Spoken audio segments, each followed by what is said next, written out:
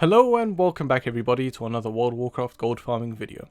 So in this video we're mainly going to be farming the Glorious and Vanguard Transmog sets, but we'll also be getting a bunch of other Transmog items worth a ton of gold from this farm. So before you do anything, make sure to check your auction house prices for the Vanguard and the Glorious set especially, since those two sets are going to be the highest selling items on this list. But other than that, I do want to remind you that this is a very heavy RNG based farm, so you might get a ton of gold within the first few runs that you do, or you might get hardly anything for about 6 hours of farming. So if you don't like that kind of risk these farms, I have a bunch of other farms that don't require RNG, so you can check those out if you want. But the route of this farm, you're just going to have to follow my lead.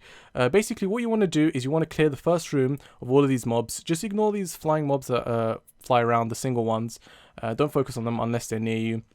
Don't bother gathering up all of these mobs all in one go, as they will knock you up in the air and they will stun you for about a millisecond or whatever it is, and that just causes a lot of hassle and it will slow you down. So what I recommend doing is just pulling them pack by pack. That's the easiest way of doing it, and then just AoEing them down and then looting them afterwards.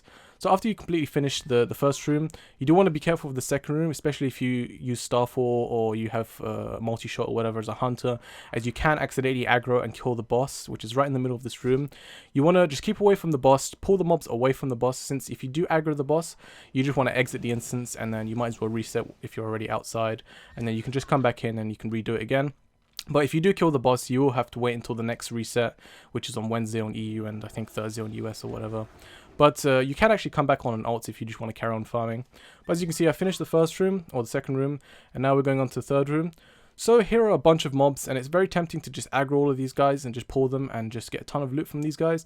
However, you just want to avoid these guys, as if you do pull one, it will start the boss encounter and you will have to leave the dungeon or leave the raid, and you just try not to kill the boss, as of course you will have to reset the raid again. So here we go, here's the next room. There's a bunch of scarabs here, so I just run straight through them and I try to stay in a straight line, as these guys will push you forwards about 10 or 20 yards forwards, and that can be very annoying if you're facing the wrong way. They can sometimes push you into the water, which is not a big deal. However, sometimes they can actually push you into the boss, and if you have these guys on aggro on you and if you have the boss on aggro on you, then it can be quite a pain to actually exit the dungeon, as these guys will keep hitting you and it will be very difficult to single target these guys out. So if that does happen, you can just feign death or invisibility or just drop combat. If you can't do that, for example with my paladin, I could just bubble out of it and then I can just Hearthstone to Stormwind or whatever and I can just fly back. And basically you just want to cross this river here, and there's a mob that I pulled over there that dropped combat. He doesn't actually cross the river. So as you can see, there's a bunch of other scarabs down here, and you just want to repeat the same thing. As you can see, they are pushing me up into the air and they are pushing me forwards.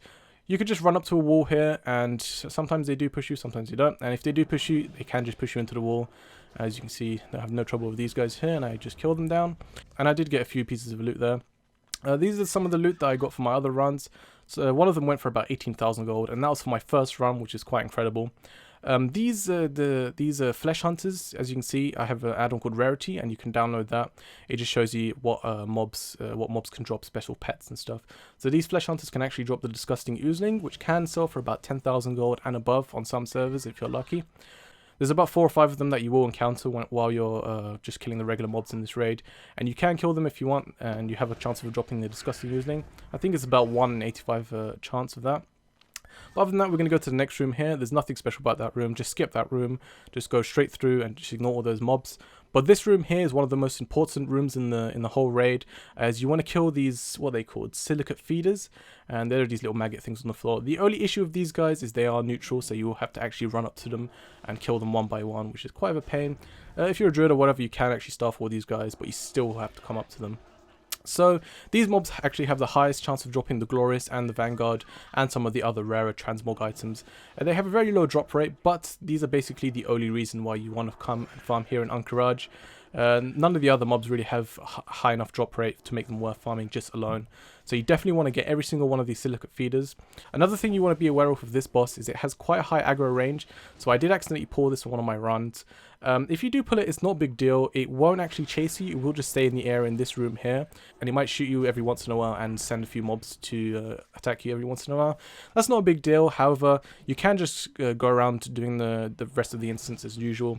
But you won't be able to mount up. So you will waste a bit of time doing that. So I recommend just staying away from that boss. As you can see, I did get a slow debuff there, and you can just dispel that or cleanse it. Use one of your class abilities.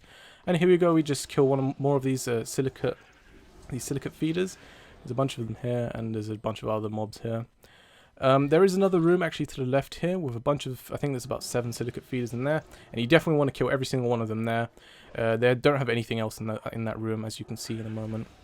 Once I finish these mobs off, I do think I actually get a rare drop of these mobs here in this room.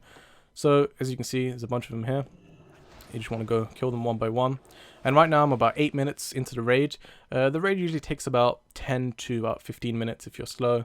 So for some classes it will be quicker. For example, Druid can just go into cat form and he'll have like a permanent 30% speed boost while in combat, which is nice. And as you can see, I did one of the rare items did drop of these mobs here, and that goes for about 4,700 gold, I think, if I remember correctly, as the global mean. Yeah, it is here. To check the value of these items, I use the Undermine Journal add-on, which I'll leave a link in the description down below if you want to download that and check that out from yourself. But this basically allows me to mouse over any of these Transmog items or just any items in general, and it will just tell me the global median and the global mean prices for these items. And I mainly focus on the global mean prices, which is basically the average prices worldwide. And so even if you see an item worth about 100k or 10k or 20k, it doesn't necessarily mean that item is worth that much. However, it just does indicate you that it's worth a certain amount of gold, and it is worth checking out the prices on your auction house in specific. So as you can see, there's another one of those oozling mobs there, and I killed. And you just want to go around killing those mobs that I killed before. The boss here you can just ignore, it's all the way down there. There's no chance of you aggroing that. You just want to pull these guys up here. They do actually put a poison on you, which doesn't do any damage. Hardly any damage for a level 100 at least. So you want to pull these guys, and here you go. Here's another sliming guy. And you want to pull these guys over here, and there's a few of them around here. Now these guys, once you've killed them, they make you stuck in combat for a few seconds afterwards. And I think there's either a bunch of invisible mobs attacking you, or they just have some weird mechanic where some random mobs spawn on you. So you just have to kill 2 or 3 of those, and then you can mount up. So once you've mounted up, you're basically finished with the run. There's like 5 mobs here left over, just these 3 bugs here, and those 2 defenders over there. So I farmed this place for an hour, and I got about 6 transmog items that were worth selling. I basically vended any other transmog items that were under about 1,000 gold as the global mean. I don't really recommend trying to sell those on your auction house. The auction house cut is way too high to make it any value of getting a return on that.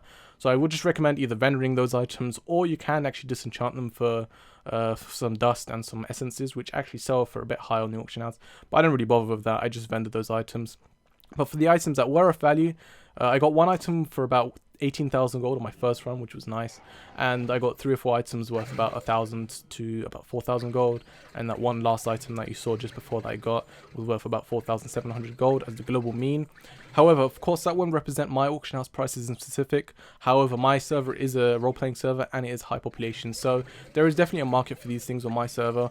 On your server, it might be different. If you're on a PvP server, for example, they have less of a market for transmog items. If you're a PvE server, it's a bit higher. And again, if you're on a low population server, the prices might be very high on your server, but of course it might take you months and months, even years sometimes, to sell these items. So instead of just putting these items up on the auction house, I do recommend just spamming trade chat for a while, and you'll probably find some buyers that way, and it'll probably sell much quicker. So from what I've read online, the average gold per hour is about 20 to 30,000 gold, which makes sense. I got about 30,000 gold from this run, so I guess I'm at the upper limit, so I guess I was a bit lucky. So as for my final thoughts on this farm, this is a very heavy RNG based farm. However, you still get a decent amount of gold per hour from this. It's usually about 20-30k, as I said before. If you're lucky, you might get 100k within an hour, 200k within an hour. It really depends on your luck. So if you like RNG based farms, this one is one of the heaviest RNG based farms, I would say, on my channel right now. But I guess that's the end of this video, guys. Like and favorite if you enjoyed, and subscribe if you want to see more gold guides like this from me in the future. And until next time, guys, bye.